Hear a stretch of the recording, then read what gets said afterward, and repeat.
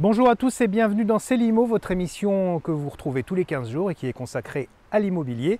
Aujourd'hui, nous sommes à Saint-Cloud, à peu près à mi-chemin entre Confolens et Angoulême. Et nous allons visiter tout de suite un bien un peu particulier, puisque c'est un moulin, vous allez le voir, qui a encore sa roue.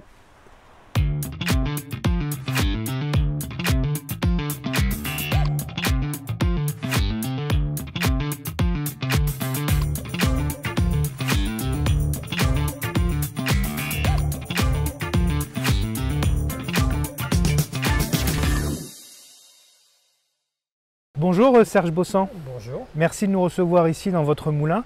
Alors racontez-nous d'abord pour commencer l'histoire de ce lieu, ce que vous en savez. Alors en fait, c'est un moulin qui date du siècle dernier. Ce moulin faisait de la farine de blé et de l'huile de noix.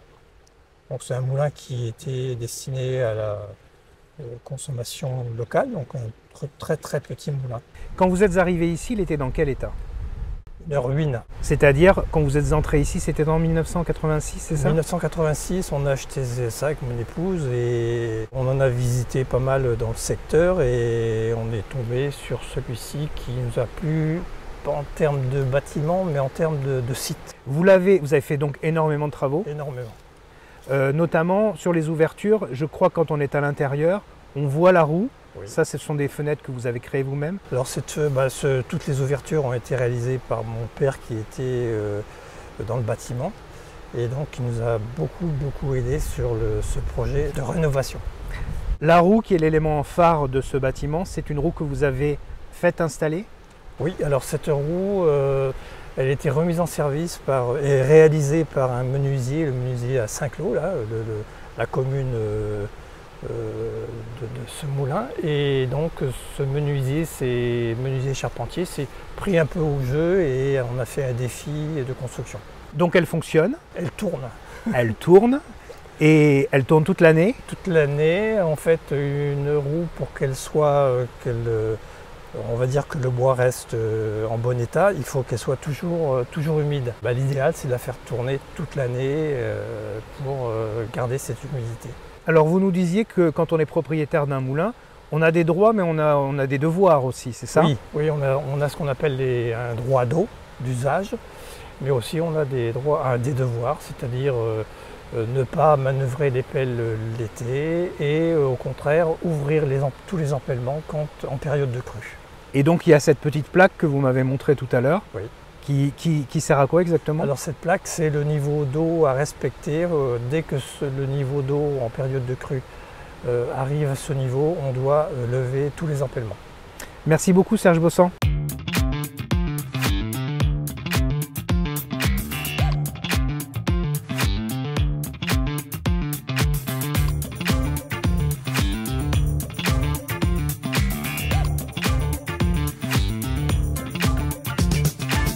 Bonjour Nadège Beaumatin. Bonjour. Nous sommes dans un moulin aujourd'hui. Des moulins comme ça, il n'y en a peut-être pas des tonnes en Charente? Non, surtout en fonction. Donc c'est un bien, vous en avez plusieurs vous actuellement dans votre agence? Là, actuellement, nous en avons trois moulins, deux sur le secteur de Chasseneuil et un effectivement sur le secteur de Saint-Cloud. La particularité de celui-ci, c'est qu'il y a la roue et que la roue fonctionne. Tout à fait. Donc ça, c'est assez rare aussi? Oui.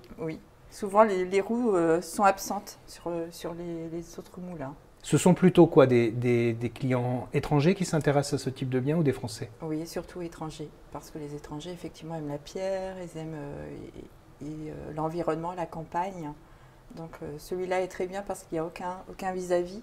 On a tendance à se dire qu'un lieu comme ça, historique, l'isolation ne doit pas être bonne. Là, on est à l'intérieur, il fait très bon. Oui. C'est-à-dire que le propriétaire, il a mis le paquet, si je puis dire, sur l'isolation. Exactement, il a fait le nécessaire pour rendre ce moulin habitable, hein, avec une économie d'énergie moindre. Voilà.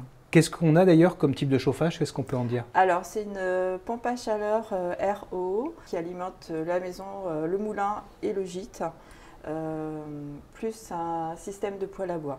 Quels éléments techniques vous pouvez nous donner? Il y a donc combien de chambres, combien de salles de bain? Alors, sur la partie moulin, nous avons une grande pièce de vie avec une chambre en mezzanine et une salle d'eau. Nous avons 70 mètres carrés habitables sur cette partie-là. Et le gîte, lui, est composé d'une pièce de vie, d'une chambre à l'étage et d'une salle d'eau. Voilà. Et il y a possibilité d'agrandir la partie habitation. Et au-delà de ces deux éléments-là, vous nous avez dit qu'il y avait une grange.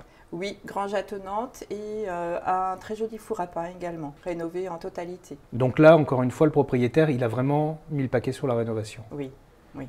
Et le toit? Le toit également, la toiture une partie a été refaite en 2016 et la deuxième partie en 2020. Et le prix de ce bien? Alors le prix est de 300 000 €, frais d'agence inclus. Merci beaucoup Nadège Maubatin. Je vous remercie. Et c'est donc la fin de cette visite et de cette émission. Merci à tous de nous avoir suivis. On se retrouve dans 15 jours. À bientôt.